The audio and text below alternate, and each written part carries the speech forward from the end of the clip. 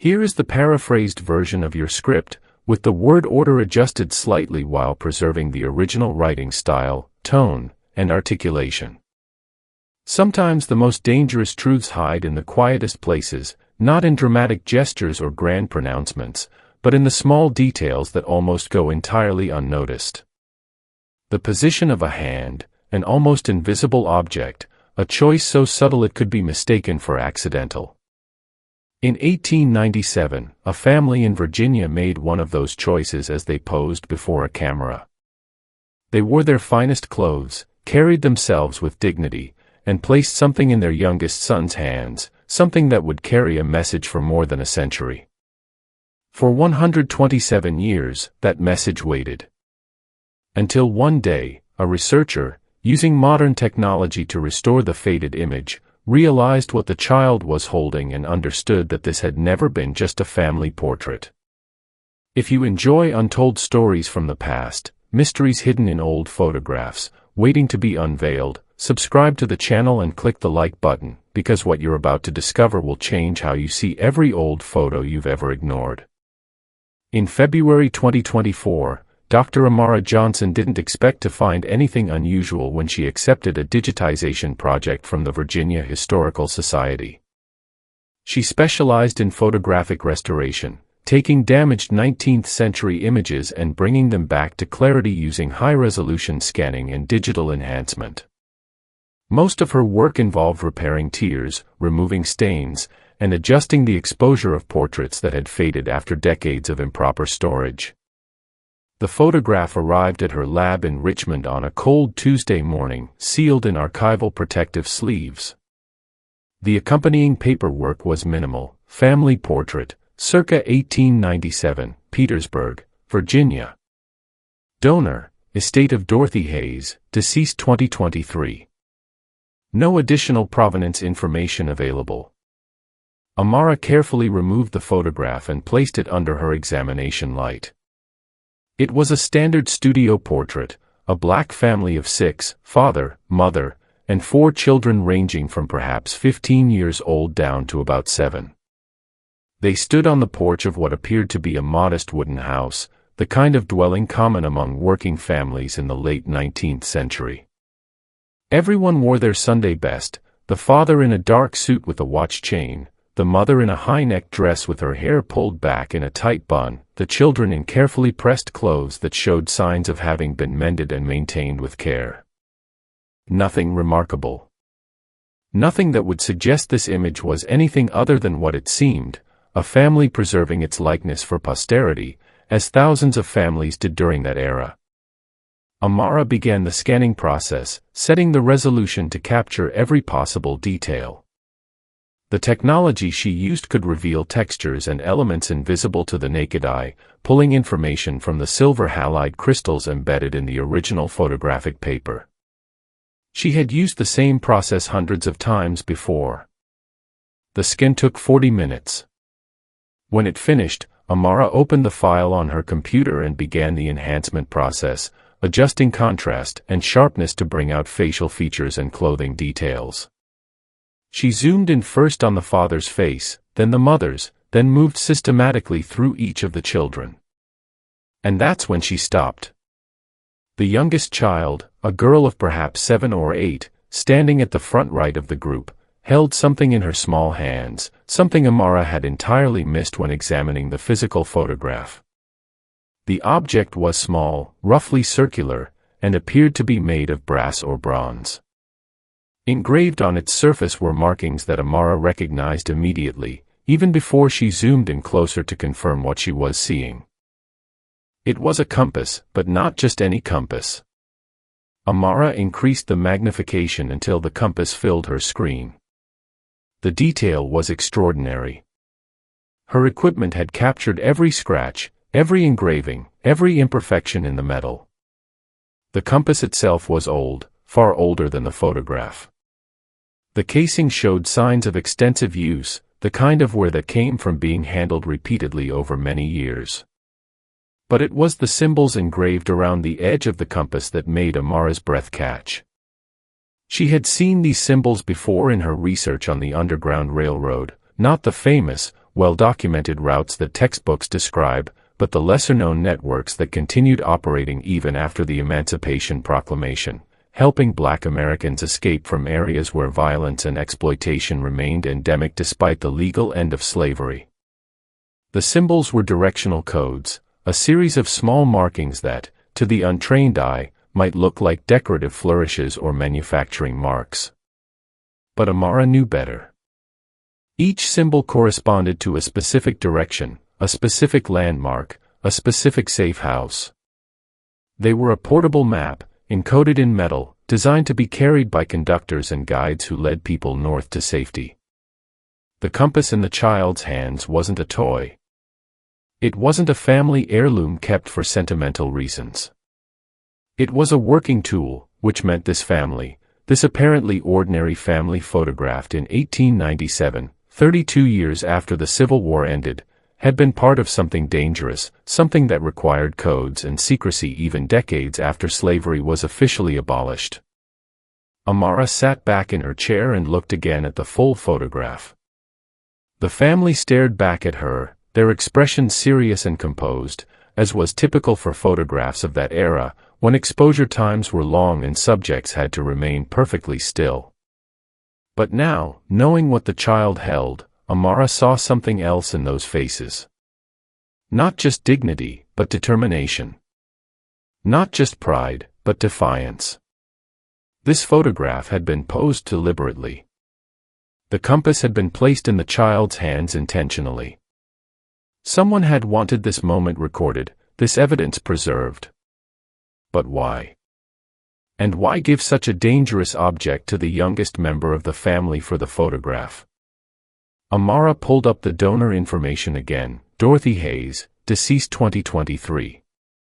The photograph had come from her estate, but there was no indication of how Dorothy was related to the family in the image, or why she had kept this particular photograph for her entire life. Amara reached for her phone and called her colleague at the Virginia Historical Society. "I need everything you can find about a Dorothy Hayes," she said. "And I need to know who this family was." Within 3 days, Amara had assembled a small team. Dr. Marcus Webb, a historian specializing in post-Reconstruction Virginia, joined her to analyze the historical context. Lauren Chen, a genealogist with expertise in tracing Black American family lines through fragmentary records, began searching for any documentation that might identify the family in the photograph. Marcus arrived at Amara's lab on Friday afternoon, carrying 3 books and a laptop filled with scanned archival documents. He examined the enhanced photograph for nearly 20 minutes before speaking. "Petersburg, 1897, he said finally. "That's significant. Do you know what was happening in Virginia at that time?" Amara shook her head. "Systematic disenfranchisement," Marcus explained. The Virginia Constitutional Convention of 1901 through 1902 would officially codify Jim Crow segregation, but the groundwork was being laid throughout the 1890s. Poll taxes, literacy tests, property requirements, all designed to strip Black citizens of voting rights they'd gained during Reconstruction. Violence was increasing. Lynchings were common. Black property owners were being driven off their land through legal manipulation and outright terror. He zoomed in on the father's face in the photograph. This man is standing in front of his own house, dressed in a suit, presenting his family with obvious pride. That alone was an act of resistance in 1897 Virginia. But if he was also running an underground railroad route? 32 years after the war ended. Amara interrupted. Why would anyone still need the Underground Railroad? Marcus pulled up a document on his laptop and turned it toward her. It was a newspaper clipping from 1899, reporting on a case in rural Georgia where Black farm workers were being held in debt peonage, essentially slavery by another name, using manipulated debt to trap workers on plantations under conditions that differed from slavery in name only. Because freedom on paper didn't mean freedom in practice, Marcus said. Across the South, particularly in rural areas, Black Americans were trapped in systems of labor exploitation barely distinguishable from slavery. Some tried to escape north to cities where they might find actual wage work and some degree of safety. And some people like this family, perhaps, helped them. Lauren entered the lab carrying a folder of documents. "I found Dorothy Hayes in the 1940 census," she announced. She was born in 1918 in Petersburg, Virginia. Her maiden name was Garrett, and I found earlier records for a Garrett family in Petersburg going back to the 1880s. She laid out a series of photocopied census pages and property records. "I think I know who they are." The census records told the story in fragments, the way most Black family histories from that era are told, through scattered documents, incomplete information, and names that appear and disappear from official records depending on which white census taker happened to visit in which year. But Lauren had pieced it together. The family in the photograph was almost certainly the Garretts: Joseph Garrett, age 42 in 1897, a carpenter; his wife, Dinah, age 38, who took in laundry; their children, Samuel, 15, Ruth, 12, Esther, 9, and Clara, 7, the girl holding the compass. Joseph Garrett purchased his house and the land it stood on in 1889, Lauren explained, pointing to a property deed. 2 acres just outside Petersburg city limits. He paid cash, $140, which was a substantial sum for a black carpenter in Virginia at that time. Marcus leaned forward. "How did he accumulate that much money?" "That's the question," Lauren said. "His carpentry work alone wouldn't have generated that kind of savings, not in Petersburg in the 1880s, where black workers were systematically underpaid. So either he had another source of income, or someone was helping him financially." She pulled out another document, a handwritten ledger photocopied from the archives of a Petersburg church. "This is from the First African Baptist Church, where the Garrett family were members. It shows donations made to the church between 1885 and 1900. Joseph Garrett's name appears regularly, giving small amounts. But look at this notation from 1888. Amara read the entry, "Anonymous donation for Travelers Aid Fund, $50. "The Travelers Aid Fund," Marcus said slowly. That was code. Churches in the South used that language to describe money set aside for helping people escape. It was how they documented assistance to fugitives without putting anything explicitly incriminating in their records. "And the next property deed Joseph Garrett signed," Lauren continued, "was in 1892, when he purchased an additional acre adjacent to his existing property. The notation says the land included a small barn suitable for storage." Marcus and Amara exchanged looks.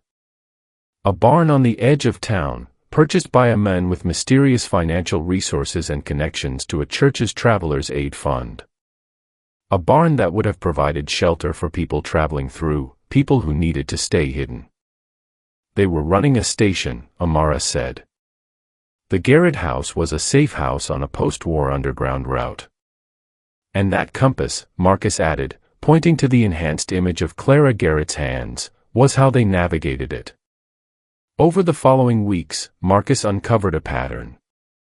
Using church records, property deeds, and the fragmentary accounts of families who had migrated north during the 1890s, he began mapping what he called the Invisible Railroad, a network of safe houses and guides that operated long after most people assumed such networks had disbanded. The routes didn't follow the same paths as the pre-war Underground Railroad. Those routes had been designed to move people from slave states to free states to Canada, to places where slavery was illegal. But by the 1890s, slavery was illegal everywhere in the United States. The routes Marcus uncovered were designed for a different purpose, moving people from areas of extreme danger to areas of relative safety, from rural Alabama to Birmingham, from plantation country in Mississippi to Memphis, from the cotton fields of Georgia to Atlanta, Richmond, or Washington, D.C. It wasn't about crossing a legal line anymore, Marcus explained during one of their evening research sessions. It was about getting people out of situations where they were trapped by debt, by violence, by systems designed to keep them in place. A family might escape a plantation where they were being held in peonage. An individual might flee after witnessing a lynching, knowing they could be next. Young men might run from areas where they were being targeted for convict leasing, arrested on false charges and sent to labor camps that were death sentences. The Garrett family's location made strategic sense. Petersburg sat on the railroad line between Richmond and the deeper South. People escaping from North Carolina, South Carolina, or Georgia would pass through or near the town. The Garrett's house, slightly outside town limits and backed by woods, would have been an ideal stopping point, far enough from the town center to avoid constant surveillance, close enough to the railroad to facilitate the next leg of a journey north. But the compass suggested something more sophisticated than just providing temporary shelter. The symbols engraved on it indicated specific directions, specific landmarks. Someone had created a tool that could be carried and referenced, a portable guide that would work even if the person carrying it couldn't read written directions. Amara had sent detailed photographs of the compass engravings to Dr. Helen Washington, a historian at Howard University who had written extensively about resistance networks in the post-Reconstruction South. Helen's response arrived via email on a Thursday evening, 3 weeks into the investigation. The symbols you found match a coding system I've seen referenced in 2 other sources, Helen wrote. But I've never seen an actual physical example before. This compass is extraordinary. Can we meet? Dr. Helen Washington arrived in Richmond on a rainy Saturday in March.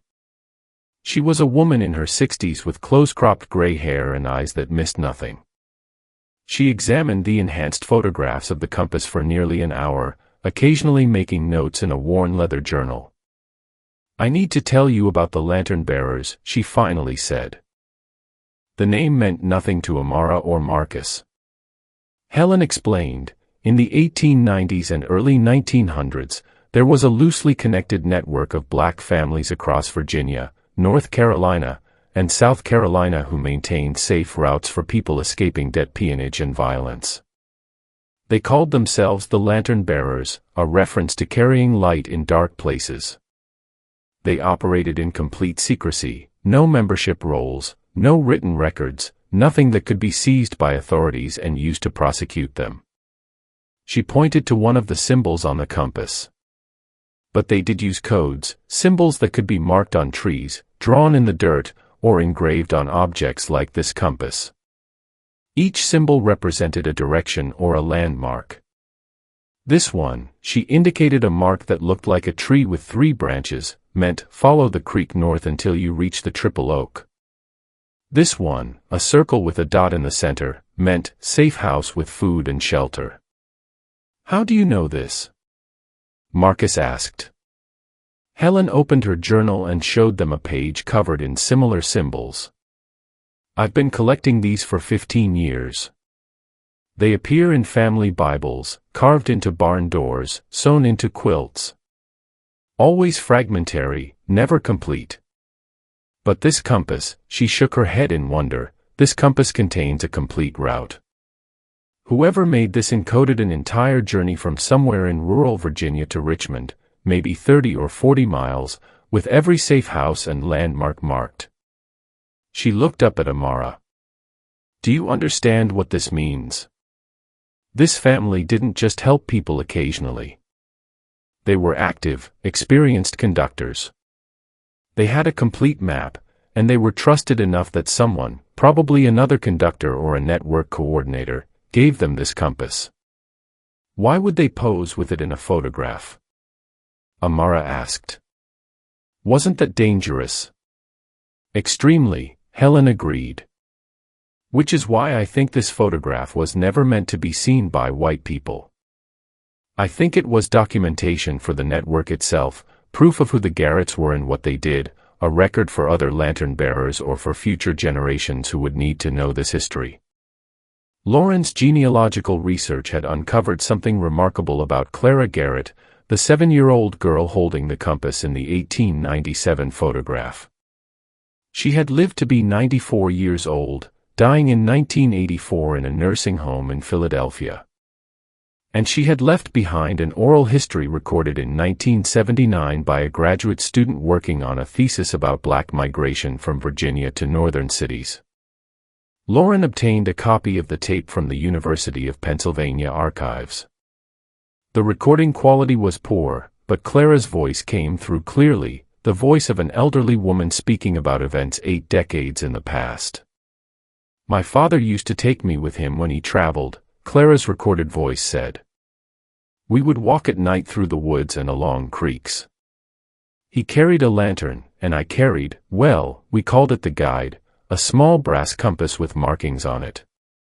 Father taught me to read those markings before I could read words. 'This is north,' he would say. 'This is where the road crosses the creek. This is where you turn toward the morning star.'" The interviewer's voice asked, "Where were you going on these walks?" There was a long pause on the recording. Then Clara spoke again, more quietly. "We were meeting people. People who had walked for days, sometimes weeks, to get away from places where they couldn't live free. People who were running from men who wanted to hurt them or trap them or worse. My father would meet them at certain places. There was a hollow tree 2 miles from our house, in a clearing near a creek, in a place where 3 paths met. He knew when to be there because people would send word through the churches. A visitor would mention a Bible verse in a certain way, or a woman would wear her shawl folded in a particular pattern. Codes, all of it. Secret ways of talking." "And you went with him?" the interviewer asked. "Sometimes, when I was older. I was small and quiet, and no one paid attention to a child. My father said that was useful. If someone stopped us, I was just a daughter on a walk with her papa. But I knew the truth. I knew what the compass meant. I knew the people we met in the woods weren't ghosts or travelers. They were people running toward freedom, and we were helping them find the way." The tape continued, but Amara had to pause it.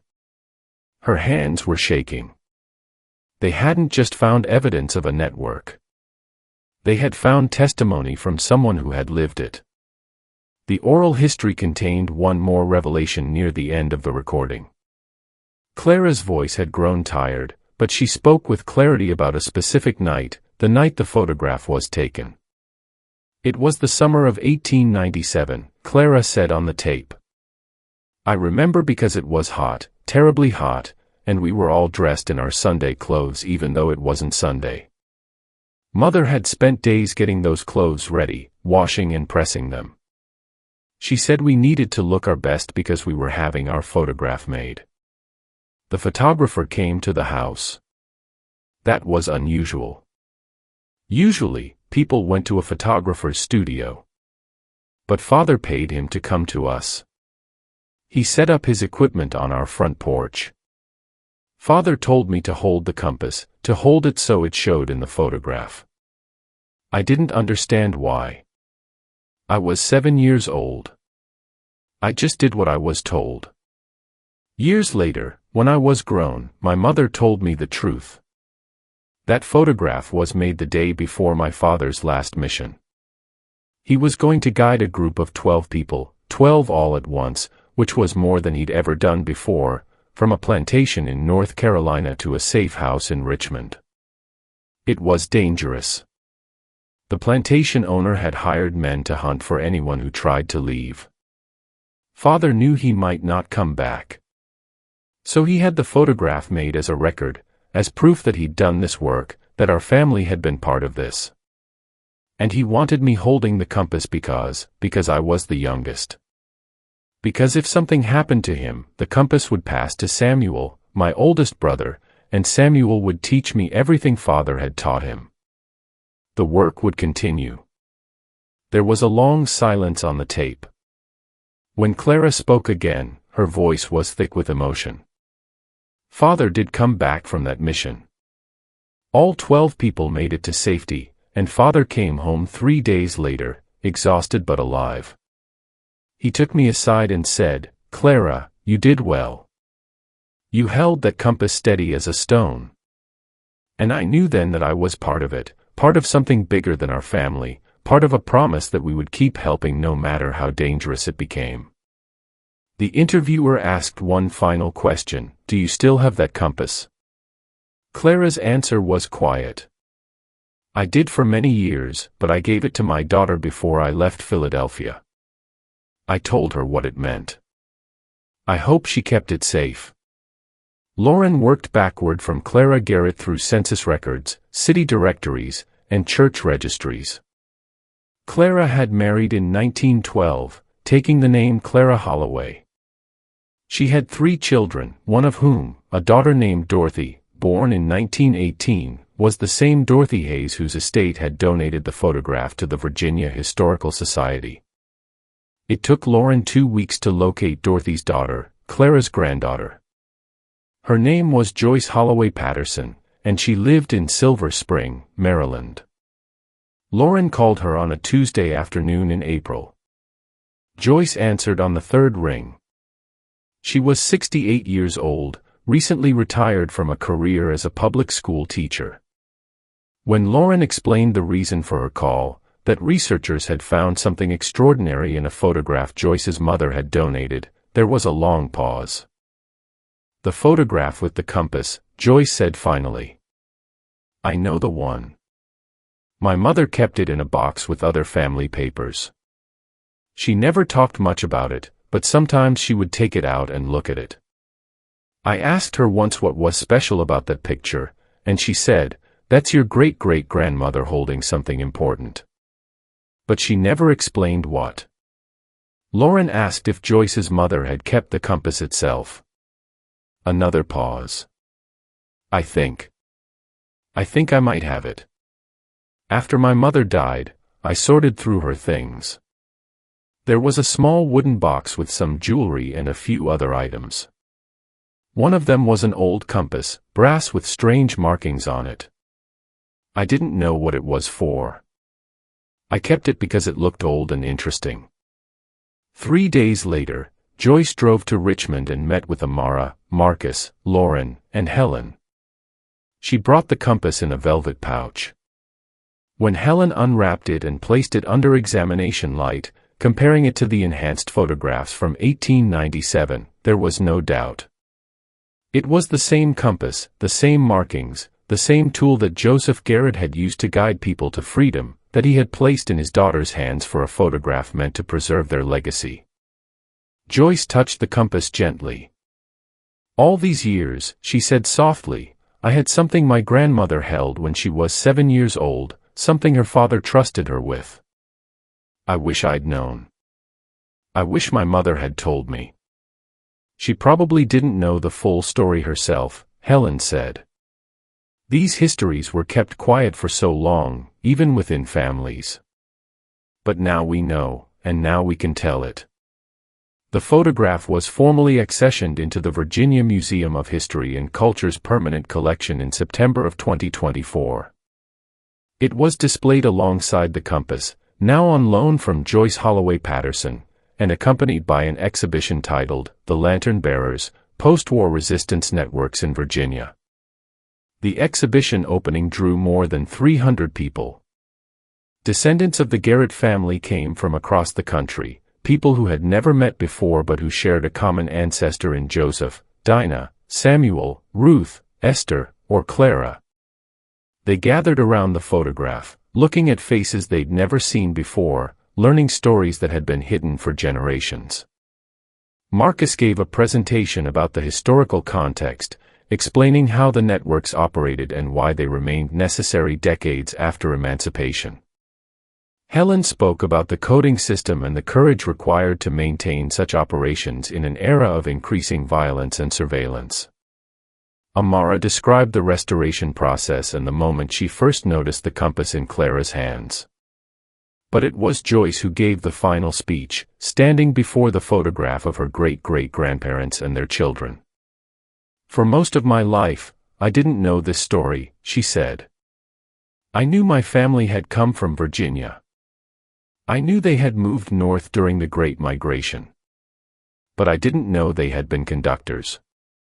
I didn't know they had risked everything to help others escape violence and exploitation. I didn't know that my great-great-grandmother, when she was just 7 years old, stood on that porch holding a compass that represented a promise to keep guiding people toward freedom. She paused, looking at the faces around the room, descendants, historians, educators, students.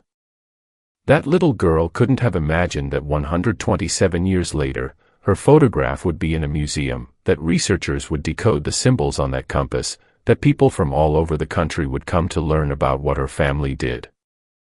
But I think she would be glad. Because the whole reason they had that photograph made was to create a record, to make sure that someday, when it was safe, the truth could be told. Joyce touched the glass case protecting the photograph. The promise my great-great-grandfather made, the promise to help people find freedom, that promise has been kept. Not just by him, but by everyone who worked in secret to guide people north, by everyone who kept these stories alive even when they couldn't speak them aloud, by everyone who remembers. She looked at the compass, its brass surface gleaming under the museum lights, its symbols finally understood. Now we all carry the light, Joyce said. Now we all know the way.